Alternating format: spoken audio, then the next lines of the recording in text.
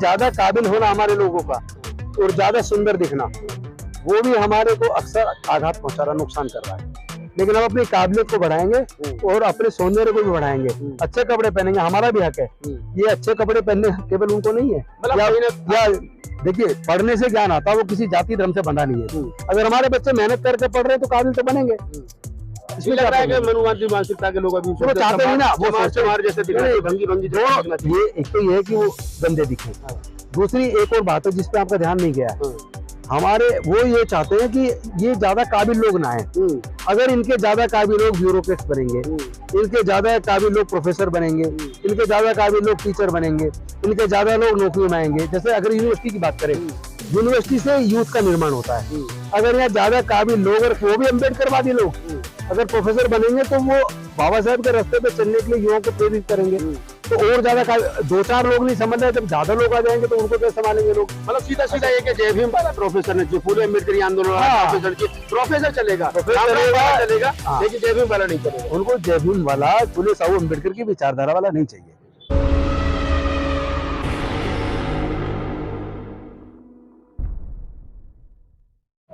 नमस्कार, मैं राहुल नागपाल और आप देख रहे हैं हमारा यूट्यूब चैनल बोल 85। मैं दिल्ली यूनिवर्सिटी में हूं, जहां पर पिछले 32 दिन से एक दलित प्रोफेसर अपने साथ के शोषण के खिलाफ न्याय की मांग पर बैठे हैं। मेरे साथ पूर्व मंत्री राजेंद्रपाल गौतम है। आज प्रोफेसर रितु के समर्थन में वो यहाँ पहुंचे थे। 32 दिन से ज़्यादा, यानी 1 महीने से ज़्यादा का समय हो गया और अभी तक शासन प्रशासन की कान पर जू नहीं रेंग रहे हैं। आखिरकार कब तक खुले आसमान पर एक दलित प्रोफेसर बैठी रहेगी?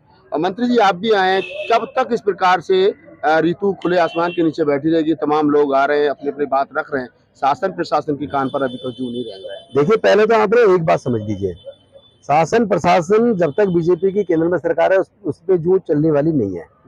ये हमें भी पता है, रितु सिंह को और हमारे सारे साथियों को पता है कि ये न्याय होने वाला नहीं है हमारे साथ। तो हम तो इसलिए कर रहे हैं कि इस आंदोलन को यहाँ से इतना बड़ा कर दें कि 2024 में इनको सत्ता से हटा देते हैं, क्योंकि ये तो हमें न्याय देंगे नहीं, ये तो हमें कुर्सी वापस देंगे नहीं। तो हमें ऐसा करते हैं, इनसे कुर्सी छीन लेते हैं, क्योंकि ये कुर्सी हमने दी है।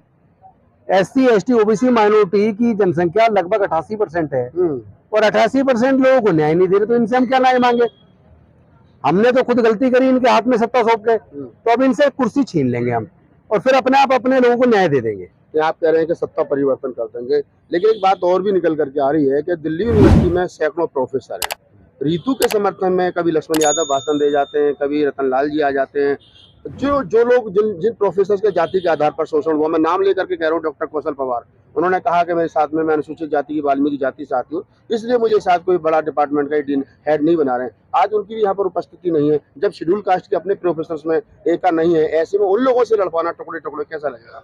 देखिए, ये लड़ाई हमेशा से कमजोर लोगों ने लड़ी है, मजदूरों ने लड़ी है। कांचीराम साहब जब इस आंदोलन को लेके चले तो उसमें मजदूर तबके ने अपना सब कुछ न्यौछावर किया और उसको आंदोलन में तब्दील किया। रही बात पढ़े लिखे की, तो ऐसा नहीं है कि सारे पढ़े लिखे लोग एक जैसे हैं। तो गुलाम प्रोफेसर से आप उम्मीद करेंगे तो वो तो नहीं आएंगे, लेकिन जो चिंतक हैं, जो जिनके मन में समाज के प्रति दर्द है, पूरे देश से आप देखिए लोग आ रहे हैं। पंजाब से लोग यहाँ आ रहे हैं, राजस्थान से लोग आ रहे हैं, हरियाणा से लोग आ रहे हैं, उत्तर प्रदेश से लोग आ रहे हैं, दिल्ली के कोने कोने से लोग आ रहे हैं। इसका मतलब ये हुआ कि पूरा मूवमेंट बन रहा है, पूरे लोगों को देश के पता लग रहा है कि हमारे लोगों के साथ अन्याय हो रहा है। और ये लड़ाई कोई हम चंद प्रोफेसर के दम पे थोड़ा लड़ रहे हैं, हम तो अपने समाज के लोगों के दम पे लड़ रहे हैं। और हमें पता है लड़ाई हमारी जीत होनी है, ये तो हमें पता है। हम कोई ऐसे नहीं है कि अनभिज्ञ हैं। हाँ, ये जरूर है कि ये लड़ाई रितु सिंह को केवल नौकरी वापस दिलवाने की नहीं है, ये तो पहले से क्लियर कर दें हम। वो तो कह चुके नौकरी नहीं, न्याय चाहिए। न्याय चाहिए, और न्याय केवल अपने लिए नहीं, देश के इस बहुजन समाज को, पूरे SC ST OBC माइनॉरिटी को न्याय चाहिए। उसकी लड़ाई लड़ रहे हैं हम लोग, और हमें पता है लड़ाई में हमारी जीत होनी है, न्याय तो हमें मिलकर रहेगा। क्या कारण है? 32 दिन से ज्यादा समय हो गया, शासन प्रशासन कार्रवाई नहीं कर रहा है। अभी उतना प्रेशर नहीं बना है जितना वो प्रेशर चाहता है, या लग रहा है कि देखिए, अभी RSS की सत्ता केंद्र में भी है और उन्हीं लोगों की सत्ता आज दिल्ली यूनिवर्सिटीज के और बाकी यूनिवर्सिटीज में है। तो वहाँ कोई काबिल प्रोफेसर आएगा तो उसको तो वो या तो वो उनका गुलाम बन या चुप रहे, बोले ना। अगर वो बोलेगा, SC ST OBC के मुद्दों पे हकदारी की बात करेगा, अपनी हिस्सेदारी की बात करेगा, तो वो उसको किसी न किसी उसमें लगा के उसको निकाल देंगे। और या उसका प्रमोशन रोक देंगे, यानी किसी न किसी रूप में उसको प्रताड़ित करेंगे। आप जैसे तमाम लोग कहते रहे कि महिलाओं के साथ शोषण हुआ है देश में, आधी आबादी महिला को कभी न्याय नहीं मिला। अभी देखने को मिल रहा है ऋतु वाले मामले में कि एक महिला प्रोफेसर का शोषण कर रही है। तो महिलाओं में महिला पहले पुरुष प्रधान जो सोच है उसके आधार पर पीड़ित रही, अभी जो महिलाओं में भी जो सवर्ण महिलाएं उनमें दलित महिलाओं का शोषण जारी है। नहीं, देखिए, ये तो जो 33% रिजर्वेशन देने की बात महिलाओं को हुई है, ये महिलाओं को देने की बात नहीं हुई है, स्वर्ण महिलाओं को देने की बात हुई है। और स्वर्ण महिलाएं तो आजादी से आज तक जितने भी लोग सांसद बने हैं, विधायक बने हैं, अगर आप उसकी लिस्ट देखेंगे तो उसमें जो सांसद महिलाएं मिलेंगी या विधायक महिलाएं मिलेंगी वो 95% स्वर्ण जाति की मिलेगी। तो उनको तो पहले से मिल ही रहा था। जिनको मिलना चाहिए उनको देने के लिए इतने लोगों ने आवाज उठाई, इतने राजनीतिक दल के लोगों ने भी आवाज उठाई, लेकिन उन दलों ने भी बाद में वोट तो दे दिया। या तो वो वोट ना देते, सीधे कहते हम इसके फेवर में नहीं है, उसको गिरा देते लोकसभा के अंदर। वो कहते जब तक ये 33% की बजाय 50% नहीं किया जाता, जब तक उसमें SC ST OBC माइनॉरिटी महिलाओं को इस 50% में से हिस्सा नहीं दिया जाता, तब तक कोई समझौता नहीं होगा।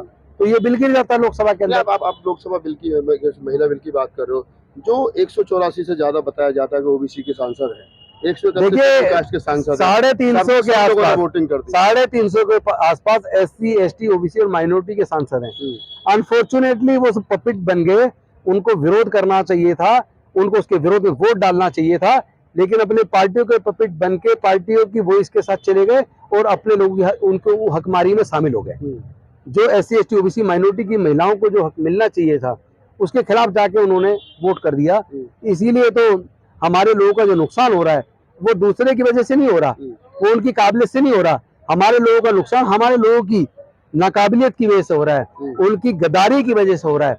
अगर हमारे लोग समाज का वफादारी करें, अगर वो डॉक्टर बाबा साहेब अम्बेडकर, फूले साहब अम्बेडकर की पेरियार की विचारधारा पे चलते तो आज हमारे लोगों को ये मांगना नहीं पड़ता, कब तक हमें हक मिल चुका होता। एक आखिरी सवाल है कि अगर देश के अंदर संविधान बदलने की बात होती है तब SC ST OBC के सांसद नहीं बोलते, मिनिस्टर नहीं बोलते, MLA नहीं बोलते हैं, जो राजनीतिक आरक्षण की वजह से वहां तक पहुंचे हैं।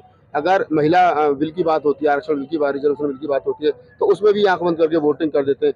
हमेशा से बहुत सारे एक्टिविस्ट मांग करते रहे कि राजनीतिक आरक्षण जो वो खत्म कर देना चाहिए, ताकि कम से कम ऐसे लोग चुन करके जाना पड़े। नहीं, अगर ये खत्म कर दे फिर कोई भी नहीं पहुंचेगा, पहले ही समझ लीजिए। कभी भूल के भी इस मुद्दे पे ना जाए तो बेहतर होगा।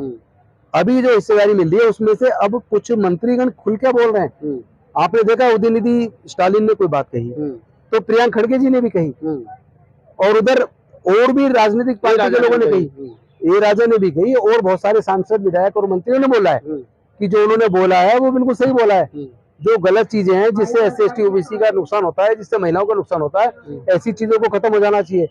तो इतने लोग खुलकर बोलने लगे, इसका मतलब ये मेहनत बेकार नहीं जा रही है। जो हमारे सांसद विधायक किसी वजह से मजबूरी में आंख मीच के उनकी हर बात पे समर्थन करते थे, अब उनमें कुछ लोगों में बोलने की ताकत आ गई, कुछ लोगों ने बोलना शुरू कर दिया, और आने वाला समय बता रहा है कि ये लड़ाई तीखी होने वाली है, ये हिस्सेदारी भागीदारी की लड़ाई, न्याय की लड़ाई मजबूत होने वाली है, निश्चित तौर पर हमारी जीत होगी। जब पहलवान बेटियां जंतर मंतर पर बैठी थी तो तमाम लोग वहाँ जा रहे थे, भीम आर्मी और फलाने बहुत सारे संगठन, भीम आर्मी प्रमुख तो वहाँ धरने पर उनके साथ बैठे रहे, लेकिन ऋतु को यहाँ 32 दिन हो गए। क्या मजबूरी है कि जो लोग दलितों के नाम पर राजनीति तो कर रहे हैं, दलितों के नाम पर संगठन तो चला रहे हैं, लेकिन उनकी इतनी फुर्सत नहीं है 32 दिन में कि वो अपनी समाज की बेटी के साथ में कंधे से कंधा मिला करके आकर बैठे हैं, दुख दर्द भी शामिल कर। मैं सिर्फ एक बात कहूंगा, जितने भी SC ST OBC और माइनॉरिटी के संगठन चल रहे हैं या जो उनके राजनेता हैं, मैं डायरेक्ट उनके किसी के खिलाफ एक शब्द नहीं बोलना चाहता, क्योंकि मेरा प्रयास चल रहा है उन सबको एकजुट करके SC ST OBC माइनॉरिटी की लड़ाई को लड़ने का, और उसमें मुझे सफलता मिलती दिख रही है। वो लोग धीरे धीरे मुद्दों पे इकट्ठा होने लगे हैं, तो ये जो एकजुटता बननी शुरू हुई है, इसके खिलाफ अभी एक भी शब्द नहीं बोलना, सबको जोड़ना। चलिए लास्ट सवाल है, अभी तक शोषण जो होता था गाँव में, देहात में, खेत खलियानों में, मजदूर का कहते थे अनपढ़ लोग हैं इसलिए शोषण हो रहा है, बाबा साहब को नहीं पढ़ा इसलिए शोषण हो रहा है। अब जो लोग बाबा साहब को पढ़ करके, फूले अम्बेडकर आंदोलन को पढ़ करके दिल्ली यूनिवर्सिटी में प्रोफेसर हो गए, अब तो उनका भी शोषण हो रहा है। एक्चुअली ज्यादा काबिल होना हमारे लोगों का और ज्यादा सुंदर दिखना, वो भी हमारे को अक्सर आघात पहुंचा रहा, नुकसान कर रहा है। लेकिन हम अपनी काबिलियत को बढ़ाएंगे और अपने सौंदर्य को भी बढ़ाएंगे, अच्छे कपड़े पहनेंगे, हमारा भी हक है। ये अच्छे कपड़े पहनने केवल उनको नहीं है, या देखिए पढ़ने से ज्ञान आता है, वो किसी जाति धर्म से बंधा नहीं है। अगर हमारे बच्चे मेहनत करके पढ़ रहे हैं तो काबिल तो बनेंगे। इसमें लग रहा है कि मनुवादी मानसिकता के लोग अभी वो चाहते नहीं ना, वो जैसे ये एक तो ये है कि वो गंदे दिखें, दूसरी एक और बात है जिसपे आपका ध्यान नहीं गया, हाँ। हमारे वो ये चाहते हैं कि ये ज्यादा काबिल लोग ना आए। अगर इनके ज्यादा काबिल लोग ब्यूरोक्रेट्स बनेंगे, इनके ज्यादा काबिल लोग प्रोफेसर बनेंगे, इनके ज्यादा काबिल लोग टीचर बनेंगे, इनके ज्यादा लोग नौकरी में आएंगे। जैसे अगर यूनिवर्सिटी की बात करें, यूनिवर्सिटी से यूथ का निर्माण होता है।